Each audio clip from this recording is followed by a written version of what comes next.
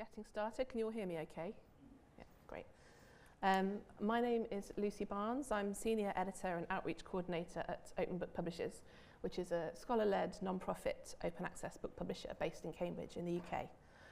And welcome to today's session on enabling open access book publishing for scholarly societies. So today we'll be talking about open access books. I know normally when we speak about open access, we often focus on journals, and the kind of contexts and issues around journal publishing can differ quite significantly from books. So I just wanted to emphasize that today will be about books. And this session brings a publisher and a society representative in conversation with each other. Both of these panelists are forging innovative partnerships to achieve equitable open access book publishing. And we're going to discuss the value of publishing open access books. So why should you even bother trying to do this in the first place? We're going to talk about how the partnerships that both are engaged in are enabling OA book publishing when times are tight, and also how to manage change and transition in the context of OA book publishing, whether you're moving from closed access to open access, or whether you're just trying to keep up with the myriad developments that are going on at the moment in open access book publishing. So our panellists today are Paula Kennedy, who is the Head of Publishing at the University of London Press, which is a predominantly open access humanities publisher based at the School of Advanced Study at the University of London. And before moving to the University of London Press, Paula worked for academic publishers including Palgrave Macmillan as Global Head of the Scholarly Humanities Editorial Team and as Publisher for Literature and Theatre and Performance Studies. She also worked for the Arts and Humanities Research Council as the Head of Creative Arts and Digital Humanities, and she's a member of the Advisory Board for the Research England and Arcadia-funded COPIM Open Book Futures Project. She's a member of the Operas Open Access Books Network Working Group, and she's one of the Vice Chairs of the Open Institutional Publishing Association, also known as OIPA.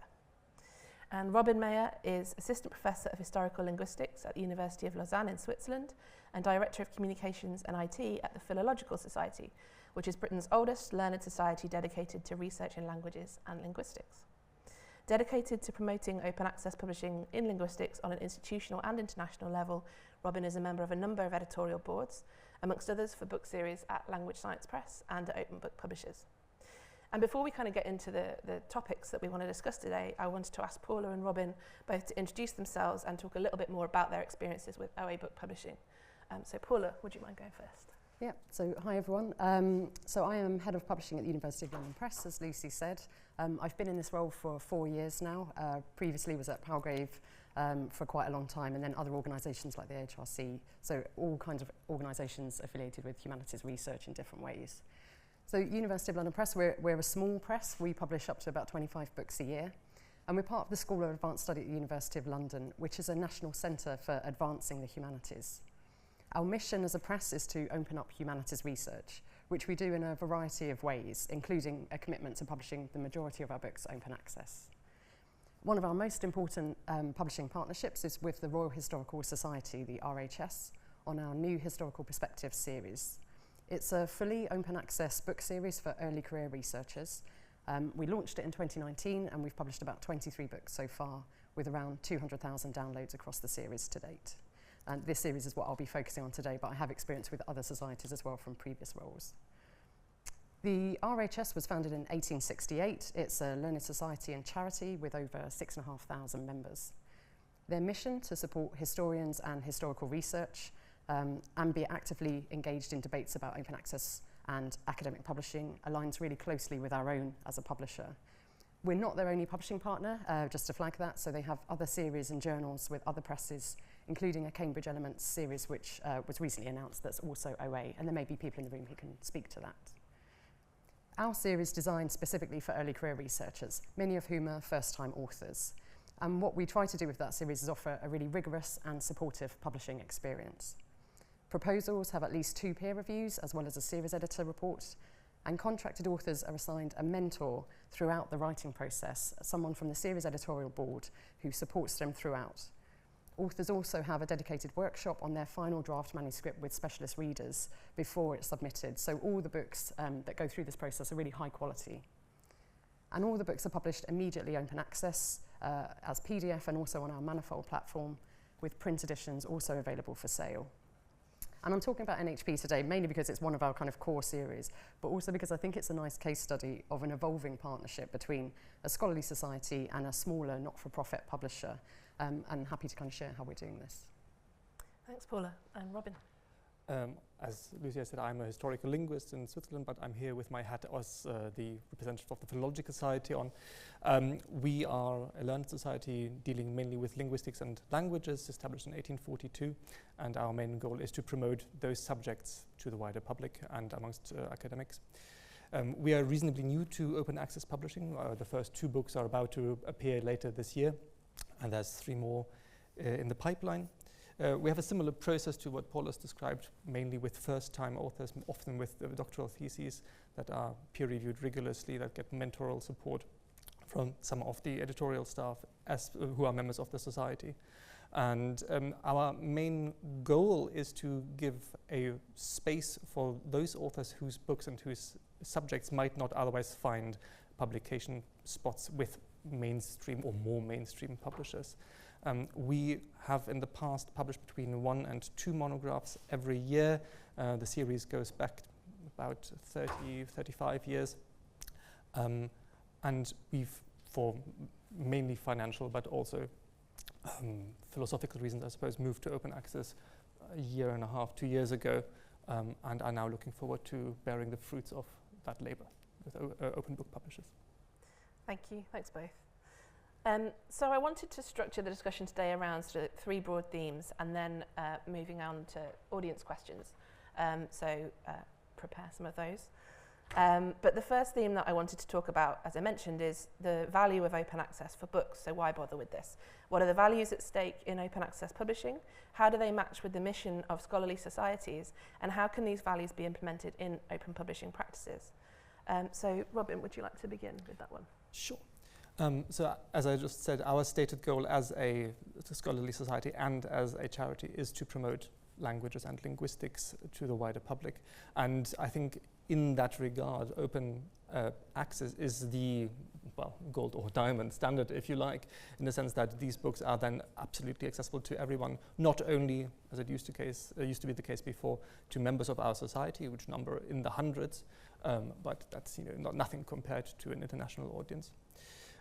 The second part is that a fair few of people interested in the kind of work that we do and publish are from the global south, and sort of any kind of publication cost that involves their institution or even just buying the book would prevent them from easily accessing the output of those scholars.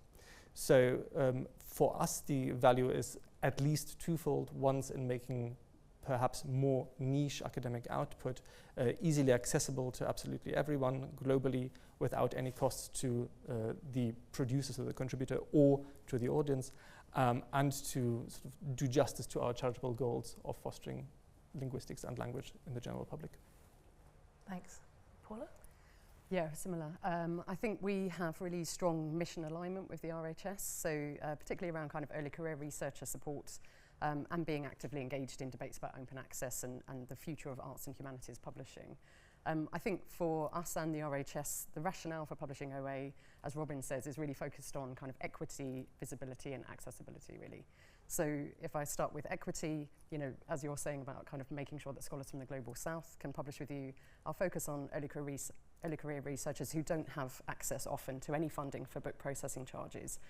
Means that the series was conceived of as open access without BPCs from the start. We knew we'd never be able to do kind of an early career researcher series if we charged BPCs like this. The publishing costs for our series are covered primarily by us as a publisher via financial support from our host institution. And we've supplemented this in recent years by finding creative ways to support it through new funding schemes that have been launched that we can maybe talk about in a sec. And visibility, I think, as Robin says, open access has dramatically increased the reach and impact of these books with associated benefits for authors and us as a publisher and the RHS. So some of these benefits are the same as you'd see for closed access titles. Our books are nominated for awards, they have foreign translations, but many are a result specifically of the fact that it's published open access. So much greater global reach, interest from non-academic audiences, and new opportunities for the authors. So as an example, one of the books that we've published is called Giving Birth in 18th Century England by an author called Sarah Fox. She did a really good interview with us that's on our website, talking about the benefits that she'd seen as an author for publishing open access, and particularly about how it had expanded the book's readership for students that perhaps wouldn't have been able to access it otherwise, and enable the book to be part of a wider conversation with more people. She's also now regularly contacted by broadcasters from, and even movie producers, I think she was saying, about her research, who found her because they read her book online. So she's now having these opportunities that she just would not have had if we had published her book as an £80 hardback. I think these benefits for first-time authors particularly can be really hard to achieve with traditional kind of closed access publishing, and they benefit us and the RHS. I think in terms of academic engagement, these benefits do make open access very attractive for early career researchers who are trying to make a mark. We see really strong demand to publishing a series from ECRs. And I think there's a pervasive myth still that OA is somehow risky for early career researchers, and our experience really shows the absolute opposite of that. And then finally, I think it's about accessibility. So our series has no barriers for authors or readers, meaning independent researchers and those without institutional affiliation can still access and contribute to scholarly conversations. I think this is really important, particularly given the cuts we're seeing across the higher education sector at the moment to many arts and humanities departments and the increasingly precarious job market in academia. So I think for the RHS and for us and many other scholarly societies, I'm sure, OA enhances the global profile and aligns with the Society's charitable mission, as you were saying, to support historians and history as a discipline. And so thinking about academic engagement and the sort of possibilities that these open access books might offer to authors, what has been the kind of feedback from authors, either with the series as it is actually, you know, books being published, or with the idea that a book would be published open access? Are authors broadly enthusiastic? Are there concerns? I mean, we were talking just before the session began about the dangers of a kind of compliance mindset, that it must be OA, therefore produce an OA book, and that's the end of it. So what are your kind of thoughts on that? I think from my experience, we find that early career researchers are often very, very positive about open access and really want their book to be out there. They really value being able to access research themselves in their study, so they can kind of automatically see the benefits of it. But I think often they're given advice from senior scholars and PhD supervisors to say, no, you know, it's a career risk and you shouldn't do that and go and publish your book with a kind of prestige traditional publisher. But I think what we're trying to do is kind of showcase the benefits of publishing OA for particularly early career researchers, but actually any kind of humanities researcher. There are real benefits to doing it. And I think often we need to just kind of amplify that and show with these kind of case studies, you know, what's possible. It's still very early days for us, given that the first two are only just about to appear, but I have the impression that that feeling is shared by our current and or future authors, that open access is something that we want to strive for, not only as a society, but as academics as well, because ideally we want our work to be read and to be as widely and easily accessible, rather than people having to pay for access to books, or either as in hardback or in PDF form, or emailing the authors to see whether they might scrounge a copy, as it were. Mm. The other perspective, of course, is that at least for us as a smaller publisher, as a smaller series and learned society, we can offer perhaps slightly more tailored support to the authors, and if that is one attractor, then open access is another attractor that hopefully will make a few more people realize that publishing in this format and in a sort of perhaps less prestigious inverted commas form as done with a major publishing house is going to be to their benefit. And so far the books that have been published under the Philsoc series have been outstanding in quality and very well mentored, and I think if you combine that with open access, then you have a die-factor, not a trifactor, but something quite outstanding. Mm.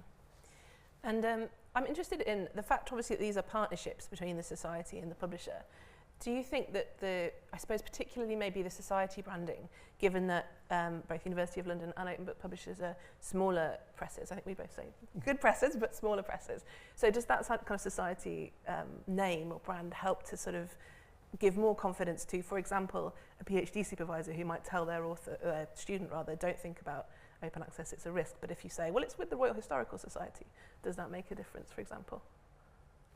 Yeah, from my point of view, it's really beneficial for us. I think, you know, as a press, we've gone through quite a lot of changes in recent years. So we've really kind of, you know, got a new strategy, a new kind of everything. And the RHS partnership predated that. So it's been a really helpful kind of hook for us to say, but, you know, we're building on the relationship that we already had with them. And the fact it's, you know, been running for 6 years. We have a contract for another few years at least, and it's a really productive, positive relationship. It's great, and I think there are ways that we work together that benefit both of us. So it's helpful for us as a publisher to be able to say we work with the RHS, particularly because, you know, we publish a lot of books in history, and so they can help us promote other books that we do as well and promote our events. And I think, you know, for the RHS, I think they like the fact that we are flexible, that we can offer a very personal kind of service for their authors. It is very kind of, you know, detailed. Previous publishers I worked for, we wouldn't have been able to have the same kind of relationships with authors because of the scale we were publishing at. So I really value the fact that we can do that. Yeah, entirely agreed. So the fact that the series has existed for quite a long time already, and that some of the works published therein have become major reference works that have not been overturned for 20, 30 years, is a good sign and an indicator both of quality and of confidence, I think, in the series. And I hope that is what will continue to attract younger but also more seasoned authors to our series. Full stop. Cool, thank you. So moving on to thinking about publishing open access when times are tight. I think, you know, people who begin thinking and talking about open access books, we're all familiar with, you know, how are we going to finance this? What are the costs involved? These kinds of questions. And, you know, I think you mentioned, Paula, at the moment, you know, on a broad scale, you know, higher education, there is not a lot of money sort of flowing around. So are there creative ways of delivering open access for books and, you know, also potentially avoiding book processing charges? Can these be equitable and sustainable? And perhaps, Paula, you might talk a bit about the financing of new historical perspectives. Yeah, sure. So I think, you know, as you say, times are tight for everyone, you know, for academics, for publishers, for societies. So I think we're all kind of in the same boat.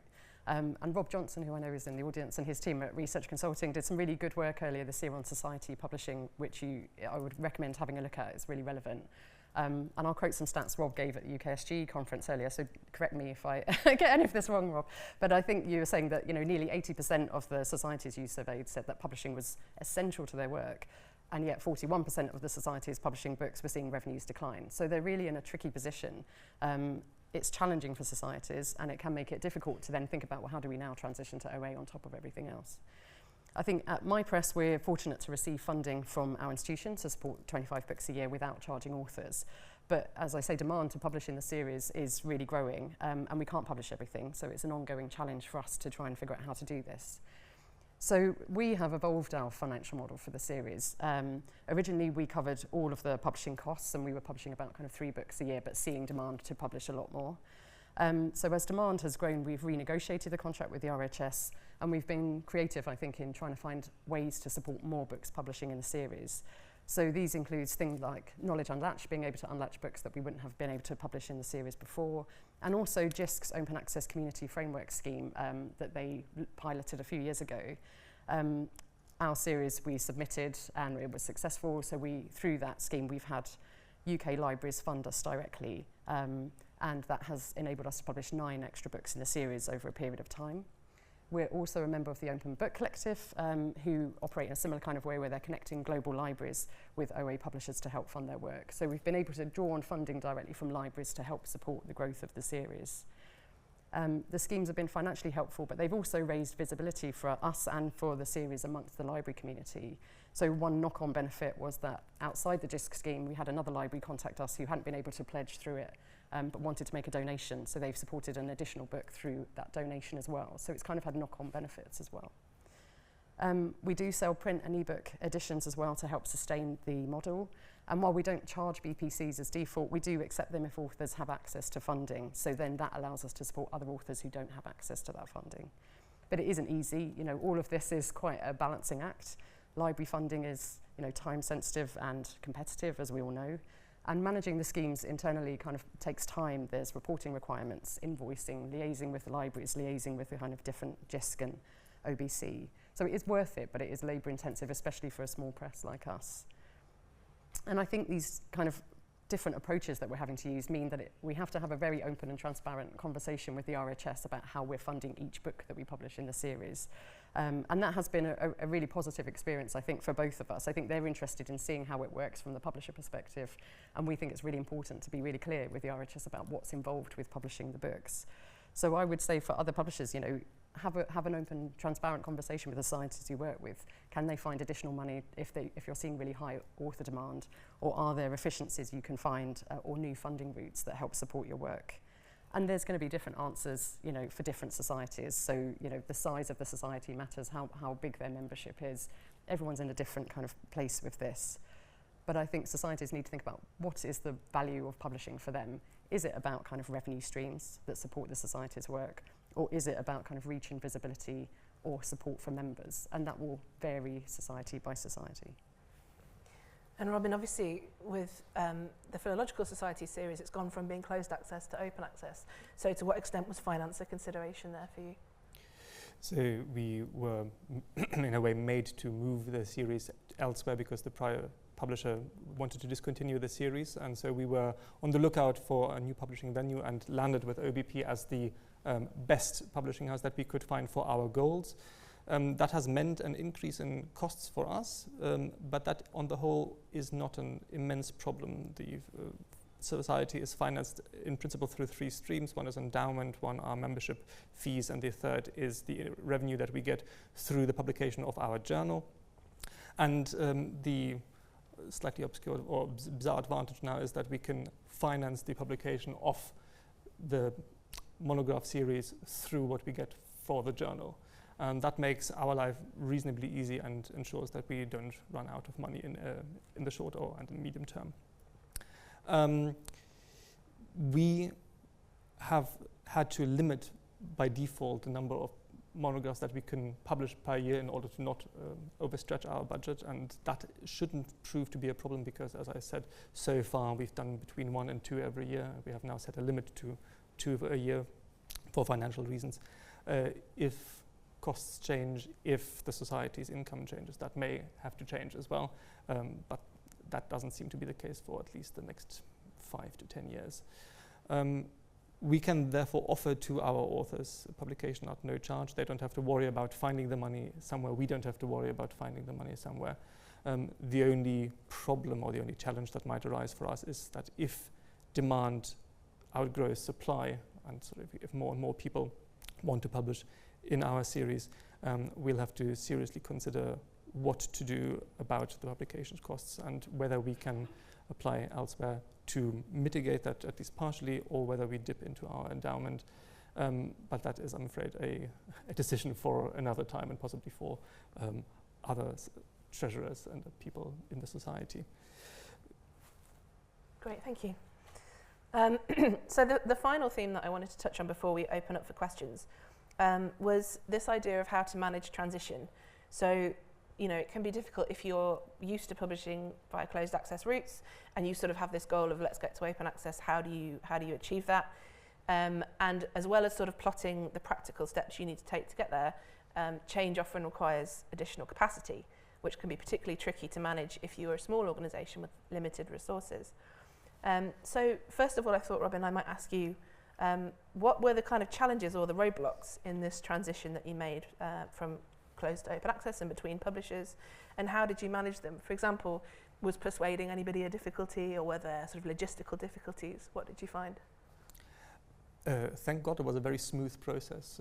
We established a small working group inside the society, inside council, to figure out what were our options in terms of publishing, and we tried in the first place to look at major commercial publishers who had or didn't have an OA stream, and then also considered slightly smaller, exclusively OA ones. And having compared the benefits and the disadvantages that each of those had, we, as I said, landed with you because the open book publishers gave us exactly what we wanted for what we thought was a reasonable price. The rest of the process as such hasn't changed for us, so the proposals still come to the society in the first place, and they are judged by the editorial board, sent out to reviewers internally to check whether the proposal in itself merits taking further. And it is, I think, only at that point that we take things up more closely with you and figure out who on our side is going to be responsible for the sort of content editing and who on your side is going to be doing the actual editing. So it's been very unproblematic on that side. We didn't have to convince our council, that is the body that makes decisions on behalf of the society, too much either. I think we were all very happy with the notion of moving into open access for this reason that we've already discussed. It is what we should do, ideally. Great, thank you. And Paula, I mean, what are your thoughts on this? How do you kind of develop capacity to, either make changes towards open access or to increase your capacity to publish open access books? Yeah, I think, transitioning to open access does require capacity, and I think, for smaller societies and smaller presses, that's often in short supply, sadly. But I think collaboration really helps to build capacity in different ways, and I think this is, again, something that the research consulting work kind of pointed to, that collaboration could be really important here. So for me, the collaboration can take different forms. So you can have, obviously, the collaboration between the publisher and the learning society, also collaboration between different publishers, and then between societies. So our partnership, the publisher society bit, our partnership with the Royal Historical Society is more than just a kind of basic publishing service, I think. It's a deeper collaboration where we work more creatively together to look for equitable ways to publish open access and to really kind of fulfill the society's mission and our own strategy. So we do things like invite the society to free training sessions that we run for early career researchers or humanities scholars, and we make sure that they're promoting that to their members as well, and a whole range of different ways that we kind of work together on marketing and events. And I think there's also collaboration between publishers that can help with building capacity. So you mentioned that we're part of the Open Institutional Publishing Association, OIPA. It's a new community of practice that supports open access publishing in UK universities. And several of our members already work with societies, so there could be interesting potential, I think, to build collective capacity through sharing how that works, what we found works, what's a challenge, how do you kind of build that collaboration. And also through the shared infrastructure that many of the presses in OIPA use, like TOTE, which is one of the finalists for the Innovation Award here. How do we use shared infrastructure openly and talk about how we're using that? And I think other kind of community-led initiatives really support publisher-to-publisher collaboration, like COPEM and Open Book Futures that I mentioned before. And also there are new national networks that we're seeing in Ireland and the Netherlands and other kind of European countries where they're working together to create new capacity to publish more and publish in a sustainable way. So, these developments aren't necessarily relevant for all ALPS members, obviously, but I think, for smaller university presses and not-for-profit initiatives, they do give us a bit more potential to work with learning societies, I think. And then finally, I do think there's more kind of potential for collaboration between societies as well, and I suspect we'll see more of that in the forthcoming years. I think we've seen initiatives like purpose-led publishing across 3 physics publishers launched last year. There's also the Society Publishers Coalition that has over 120 members, and they just kind of show how societies are already joining forces to share resources and build capacity to help transition to OA. I think societies are really going to face kind of declining membership over the next few years because of the HE cuts that we're seeing. It is going to be quite challenging for them. So perhaps working together in new ways can help societies to survive and thrive, hopefully. Thanks. And I'd just be interested, Robin, in your thoughts on that. I mean, do you think there is scope for the Philological Society to collaborate more with other societies, or are there things that you're already doing that you might sort of think are worth sharing kind of as part of this conversation? On a general level, we do cooperate with other linguistics and related societies as part of the University Council of Gender Linguistics and Modern Languages, for instance with BAL and other modern language societies.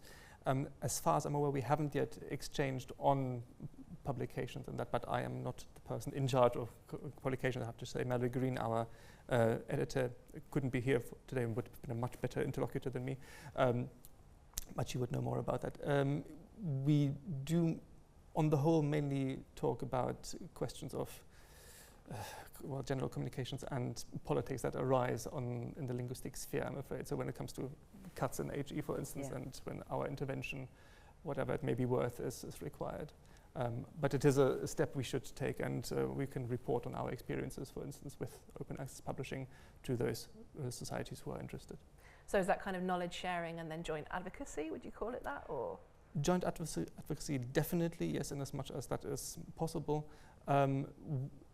The links that exist between the various societies are perhaps rather, what's the best word, slender. Many people are involved in multiple societies, of course, at different levels, and thus indirectly input their experience from the other societies, but we don't have a regular exchange of ideas beyond what is absolutely required by the running of these societies and collaboration on a, as I say, political level. Mm. And before we move to questions, I just wanted to pick up on that last point, because I think it came up yesterday as well in the conversation about community engagement, that, you know, capacity is an issue for this kind of work. And I think, you know, particularly if you are a smaller organisation trying to develop these relationships because you think they will help you to grow and do your work more effectively, there is still that challenge of, but, you know, how can we carve out the time to build this thing that we hope eventually will help us? So I don't know if either of you have any thoughts on how to manage that challenge. Does it always fall to the same people, for example? Yes, I fear. I guess, you know, a lot of the work is kind of, with the RHS, is done through either myself or Emma, who's our publisher, and so she has the kind of direct relationship with the series editor and the editorial board, and I kind of work with the RHS at a more senior level. But then, you know, I guess across my team, we're also in touch with them about marketing all kinds of open access humanities books that we do, because that's valuable for them to send on to their members. We're not charging for this, so it's kind of a useful thing. But it is, you know, we do put quite a lot of time into building these partnerships, but for us, it's really worthwhile. It kind of pays us back in lots of different ways. So. Our council, so the members who are actively involved in running the society, is composed of about 20 people, 4 of whom change every year, and a number of officers who are a little more stable. That means that there is a certain regular turnover, and that doesn't necessarily make continuance particularly easy. It tends to be a set number of people who are always involved, at least for a longer period of time, and then those who are either willing to volunteer their time or are gently made to volunteer their time. But it is, on the whole, the same set of people who get to know each other reasonably well and thus tend to work together quite well. But now that we've established a new editorial board for this new series, that is yet to be a group that needs to prove their mettle, as it were. Great, thank you. So I think now we can open it up to the audience. So if you have a question, please raise your hand and state your name and your organisation when you're handed the mic, and also you can submit questions via the app, and I'll be checking in to see if there are any questions via the app. So yeah, question on the front row to begin with, please. Thanks. So Tasha Mellins-Cohen from Counter, but I'm actually speaking with my consulting hat on because I mostly work with societies. And Paula, you mentioned the sort of shifting financial pressures on societies, and now way back, pre-Second World War, societies published as a benefit. They didn't make money off of their publishing activity, and that's obviously changed radically in many cases. Do you think we're moving back into a situation where where publishing is going to have to be effectively a charitable activity? And if so, how do you think societies can start having those conversations with their boards of trustees? Sorry, that might be really mean. No. I think it's a really relevant question at the moment. I think so, because I see this from two sides. So I see it from my press's partnership with the Royal Historical Society and their kind of mission and their ambitions. But then I also see, because we're part of the School of Advanced Study, which has lots of institutes of humanities. So there's an Institute of Historical Research that are also involved in this series, Institute of Classical Studies. And they all have publishing partnerships with OUP, LUP, Chicago for journals. And the revenue from journals, like you were saying, you know, that is really valuable to support what they're able to do, you know, events, support for early career researchers. So they do get revenues from the journal, but it all kind of gets reinvested into their membership. So I can kind of see the 2 points here. I can see, for me, I would love it if everyone kind of moved to open access and there's no barriers to this work. But I think it's really difficult for societies to balance that with their members and with their trustees, because every society is in a different position with this. I think we are seeing declining journal revenues. I think this is a really relevant thing for societies to be talking about within themselves. That's only kind of getting worse as the open access transformative agreements kind of picture carries on. They are seeing dwindling resources here. And so I think it is probably an opportune moment for societies internally to be talking about what's the motivation here for publishing. And that will be different for every society. You know, if you've got a larger society who is able to make huge revenues that really support their work, that's one question. But if you're only seeing a few £1,000s a year, as I know some societies do from their publishing, then perhaps, you know, there's more of an impetus there to move towards open access and the benefits that it can offer. Robin, did you want to come in on that one? I can just confirm that. So if I take the revenue we get from our journal, I can say that that allows us to make possible 5 master scholarships, the publication of 2 books a year, and at least a part of the other things that we do, like travel and conference bursaries for PhD students. Some of the rest is financed from our endowment, but on the whole, we currently are, if not dependent, then very grateful for the income we derive from the journal. And that is in part what has so far halted the discussion about going open access with the journal as well, because it would, well, essentially eradicate one of 3 of our income streams. And for the reasons that we've discussed, that is currently not feasible, or at least not desirable. Thank you. And I think there was a question, yeah, at the back there. Oh. Thank you.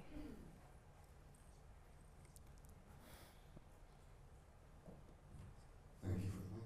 My name is Al-Walid from Qatar National Library. And my question comes from a funder perspective. So we fund open access books, and that's something that we're trying to do more of and dedicate more funding compared to the journals. So when it comes to journals, we always ask, we have a policy for a CC-BY license policy, and that's it. And with books, we've had some resistance, both from authors and from publishers. Authors saying it's not the most common license in my field, and publishers saying, well, our business model does not support it. So I wanted to ask about kind of, your perspectives from a publisher perspective on the CC-BY license, compared to more restrictive licenses. And again, there's kind of a, well, we asked this because we work with also big commercial publishers, and what we see is a big trend right now moving to more restrictive licenses. And what we believe is a way for big commercial publishers to kind of license more to AI and kind of get more revenue from there. So I want to see kind of from your perspective about these restrictive licenses and whether CC-BY can work. That's interesting. Okay, thank you. So I guess there's 2 strands to that. One is about the licensing of the open access work, whether it's CC-BY or a more restrictive license. And I guess the other part of that question at the end was, you know, there's also the license to publish that the publisher, that the author signs with the publisher. And if it is a more restrictive open access license, who makes the decisions about those restrictions? For example, if it's a non-commercial license, who is making the decisions about what is acceptable commercial use?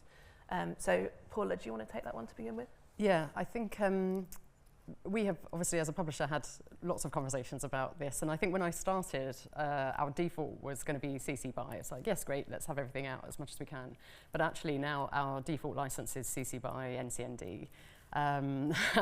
And there are different reasons for that. So the 2 kind of primary reasons are that, one, we were seeing that publishers who were using CC-BY for OA books, their work was being repurposed by other organisations and resold in ways that were quite damaging actually for the original open access press.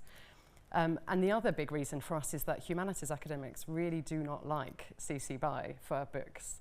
And so we were having endless conversations with researchers who were really kind of pushing back on that. And so we've kind of fallen towards a more restrictive license at the moment, but with an eye to kind of seeing if that will change over the next few years. So there's kind of a 2-fold reason for our approach to that. I mean, AI licensing is its own kind of thing, and we're a small press, so we are not kind of involved in these big licensing deals. We don't get invited by the big tech companies to do this kind of thing. And I think it's a different question for OA content anyway, which, you know, there's kind of current debates about really. So I don't feel like I kind of really have a position on that at the moment. I think it's just a fast-moving space for us. In terms of the who makes the decisions around the use with the more restrictive licenses, are you able to share what kind of University of London's policy is, or is it book dependent, or? Because for OBP, for example, that decision would lie with the author. If it was a non-commercial license, they would decide on what was appropriate commercial use. Yeah, exactly the same. Yeah, I think we are very keen for authors to control the rights over their books. You know, they do control the rights over the books, and so I think it's always a kind of conversation, and we might try and help provide some guidance depending on the book, depending on the specific situation, I guess. Yeah. And Robin, any thoughts about licensing? Only as an individual and as a scholar, I mean, I would also much prefer NCND editions for exactly those reasons. I mean, I work in a field where commercial use is basically excluded because historical linguistics is not all that interesting to a great many people.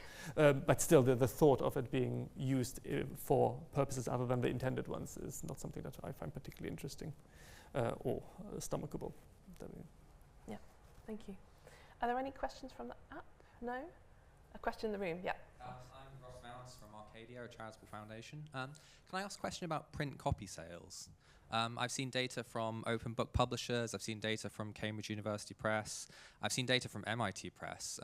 It's fascinating that if you put an open access book immediately online from the day of publication and sell print publication versions of it, you can still sell a lot of print copies. I'm seeing 1,600 print copies sold in the first 12 months. I was wondering, Paula, if you had any data on kind of print copy sales from your press. And I wonder if Robin that might be something you might be tracking in that transition from widely owned closed books, which only sold print copies, to now with OBP being open but also still selling print copies. That might be something interesting for you to track in the future. What I'm seeing is that actually print copy sales remain quite rosy despite the fact there's a copy openly available online. And I think there might be some really interesting disciplinary variation here. My understanding is that historians will really want a print copy even if it's openly available online. So I was wondering if you could tell us about print copy sales, put some data on it. Yeah, it is interesting, because I think when I kind of first joined the University of London Press, I just assumed that print copies would be almost zero, given that so much was OA, and that isn't the case at all. And actually we did quite a lot of analysis when I first started, just to have a look at, across the whole programme, kind of what are our print sales like. And there was no difference, really, between print and OA books. So, that's just a one-off case study for my press. And I think you talk about rosy print sales, and I would say both at University of London Press and in my previous kind of career at commercial publishers, I wouldn't say they're necessarily rosy for hardback monographs. And I think we are selling as an OA press the same kind of print quantities that I was selling at Palgrave for closed titles. And I think that's kind of interesting. I think it is disciplinary. So I do think historians, and particularly kind of across humanities disciplines, people do often still want to buy the print. And we also see that libraries still want to buy the print, interestingly, even where the OA edition is there. So for us, anecdotally, we are not seeing kind of a huge variance there at all, actually. Yeah. And Robin, will you be keeping an eye on sales as well?